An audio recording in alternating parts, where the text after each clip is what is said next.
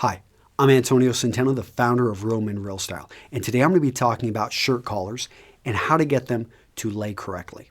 All right, if you haven't already, please subscribe to our YouTube channel. By doing so, these videos will come right to you. In addition, if you enjoy this video, I would appreciate it if you'd like it. This helps me determine which direction to take these videos and if to make more like this. And finally, if you want to learn more about shirt collars, linking you to an article right here, just go there and just read more about them and see lots of pictures and good info we'll send you to. Okay, the question came in. Hi, Antonio. Great site, great advice. Well, thank you. I've got a question. For casual occasions, I like to wear a suit or blazer with no tie, but I have trouble finding a shirt collar that really stands up. It seems like I'm always adjusting, and the collar either falls under the jacket lapel, or even worse, the placket on the shirt collapses into a sloppy mess. Is there such a thing as a super reinforced placket? How can I get this to stay? So he gives me a little bit more information about his size, his measurements and everything, but unfortunately, there isn't a silver bullet here. And this is something that if you wear dress shirts or button-up shirts and you don't like to wear a tie, this is something you've probably thought of and you fought with. And so let me give you some things to look at, some ideas to consider, and 5 quick tips on how you can get your collar to stay the way you want it to. So first, you've got to have the right collar build. Okay, there are all different types. There are going to be spread collars. There are going to be point collars. You want to go more towards point collars. And I can't, tell you the exact degrees because this goes into a lot of construction, how big your chest is. What you're going to want to do is play with it.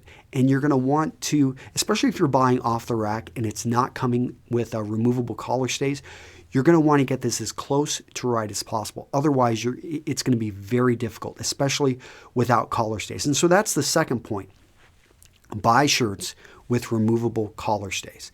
By doing this, you can ensure that this point stays and that the collar doesn't get soft. I mean, if you want a soft collar, you'll want to either look at companies that make soft collars, or you can just take the stays out. But if you can't take the stays out, you'll never be able to get a stiff collar. In addition, there's a great company called Working Stiffs who I use they've actually got magnetic collar stays. So I've actually got a magnet right here, which ensures this stays where I want it to stay.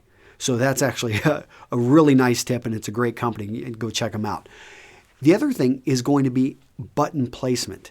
And this, again, if you're not buying custom, you really don't have much choices. You're going to want to find a brand that has this second button, or depending on what, maybe you're down in Florida and I guess you maybe don't button down until you get to your navel. But in any case, you want to make sure the button that you do button, that it fits right here and that it doesn't need to be lowered or raised, because you're not going to be able to do that with an off the rack because you've actually put a hole in there.